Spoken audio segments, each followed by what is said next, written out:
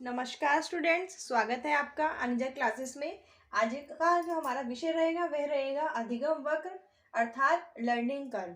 यह learning curve क्या होता है और शिक्षण में इसका क्या महत्व होता है इसके बारे में जानते हैं। इसको आप नोट्स बनाने की अपेक्षा समझना जरूरी है आपके लिए, क्योंकि इस विषय का जो सबसे महत्वपूर्ण भाग है वही है समझना। अगर आप इस विषय को समझ जाते हैं तभी आप कोई पेपर क्लियर कर पाएंगे, अथवा आप अपने कितने मोटे नोट्स बना लीजिए, कितनी बड़ी बड़ी बुक्स पढ़ लीजिए, आप इस पेपर को क्लियर नहीं कर पाएंगे या आपको इसको क्लियर करने में बहुत दिक्कत आने वाली है। तो इसमें जो सबसे इम्पोर्टेंट है वो आपके लिए है समझना। अगर आप इस विषय को समझ जाते हैं तो इस विषय को लेकर आप कभी भी कोई गलती नहीं करेंगे। ठीक है, चलिए शुरू करते हैं। पहला है हमारा समान निष्पादन वक्र या रेखीय त्वरण वक्र। अब देखो समझ में आ रहा है, समान निष्पादन, समान अर्थात बराबर, बराबर सीखना। कैसे? जब बालक सीखने का प्रयास करता है और वह कितना सीख पाता है ना। प्रयास करोगे तो आप कुछ चीज सीखोगे, प्रयास करोगे तो सीखोगे, लेकिन कितना सीख पाएगा? तो इसमें क्या है, समान अर्थात बालक जितना प्रयास करता रहेगा उतना ही वह सीखता रहेगा। एक प्रयास करा एक सीखा, दो प्रयास करा दो सीखा, तीन प्रयास करा तीन सीखा। अर्थात जितनी गति से बालक प्रयास करेगा उतनी ही गति उसके सीखने की भी होगी। ठीक है, समान निष्पादन वक्र या रेखीय त्वरण वक्र, जितना आप प्रयास करोगे उतना बालक सीखता रहेगा। ठीक है, अब दूसरा आता है वर्धमान निष्पादन वक्र। ये वर्धमान क्या होता है? यहाँ पे भी प्रयास भी हो रहा है हमारा और शिक्षण प्रतिशत भी है। इसमें क्या होता है, आरंभ में जो प्रयास में सीखने की गति धीमी होती है और बाद में तेज हो जाती है। क्या होता है इसमें, जब बच्चा आरंभ में क्या करता है, जब प्रयास करता है तो वह कम सीखता है, लेकिन बाद में जब उसके प्रयास उसकी जो सीखने की गति है वो उसके प्रयास की अपेक्षा ज्यादा होती है। अर्थात बालक एक प्रयास करता है तो एक सीखता है, दो प्रयास करता है तो वह दो नहीं सीखता, सवा दो या ढाई सीखता है, तीन प्रयास करने पे वह चार सीखता है। एक समय ऐसा आता है कि जब वह 10 प्रयास करता है तो वो 20 अर्थात अपने प्रयास से अधिक वह सीखता है। तो वह होता है हमारा वर्धमान निष्पादन वक्र। अर्थात शुरू में प्रयास करके जो निष्पादन होता है, शिक्षण होता है, वह धीमी गति से होता है, लेकिन बाद में जो उसकी प्रयास की गति है वह बढ़ जाती है। ठीक है, तीसरा है ह्रास निष्पादन वक्र। ह्रास अर्थात ह्रास का मतलब ही कमी है। इसको नाम से ही समझ में आ रहा है कि बच्चा प्रयास ज्यादा करता है और सीखता कम है। प्रयास कितना होता है? ज्यादा होता है, सीखता कम है।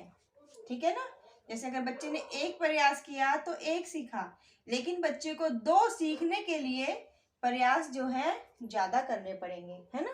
एक प्रयास किया तो एक सीखा, लेकिन दो प्रयास करने के दो सीखने के लिए बच्चे को जो प्रयास है वो ज्यादा करने पड़ेंगे। ठीक है ना। चौथा है हमारा एस आकारीय वक्र। इसमें क्या होता है, प्रयास और शिक्षण प्रतिशत में क्या होता है, शुरू में जब प्रयास किए जाते हैं तो सीखने की गति क्या होती है, कम हो जाती है। ठीक है ना, शुरू में जो प्रयास करते हैं सीखने की गति कम हो जाती है, बाद में ज्यादा हो जाती है और एक समय में फिर कम हो जाती है। अर्थात ऐसा कार्य वक्र में प्रयास करने पर जब सीखा जाता है तो उसकी गति कम होती है, कुछ समय बाद वह गति बढ़ जाती है और एक समय आता है कि वह गति फिर कम होने लगती है। पहले कम होती है, फिर बढ़ जाती है और फिर कम होने लगती है ना। तो ये क्या होता है हमारा ऐसा कार्य वक्र होता है। सीखने की गति पहले कम, फिर ज्यादा और फिर कम। ठीक है।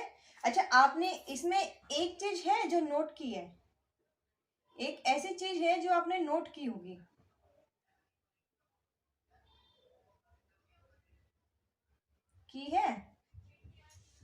क्या चीज है?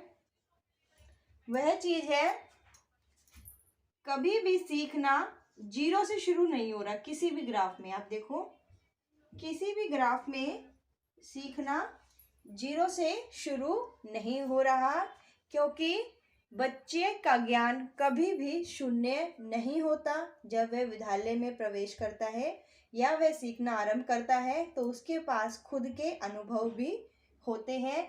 इसीलिए कभी भी सीखा बच्चा जो है शून्य नहीं होता, उसके पास खुद के अनुभव भी होते हैं। ठीक है, एक चीज याद रखना कि यह ग्राफ कभी भी जीरो से शुरू नहीं होगा।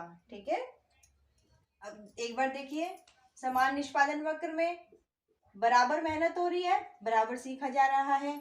वर्धमान में क्या हो रहा है? मेहनत उतनी हो रही है, लेकिन जो सीखने की गति है वो आपकी बढ़ती जा रही है ना। और ह्रास में क्या हो रहा है? मेहनत तो ज्यादा हो रही है, सीखना हो रहा है कम। मेहनत ज्यादा, सीखना कम।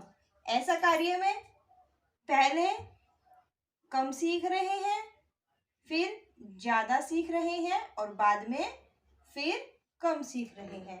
ठीक है, समान में प्रयास भी बराबर हो रहे हैं, अधिगम भी बराबर हो रहा है।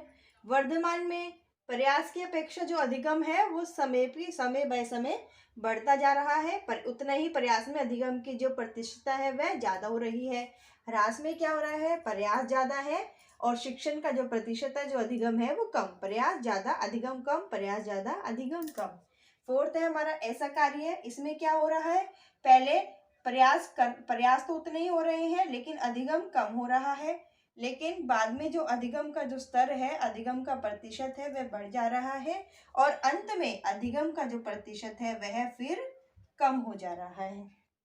तो आपको यह चारों जो हमारे वक्र है समझ में आ गए होंगे।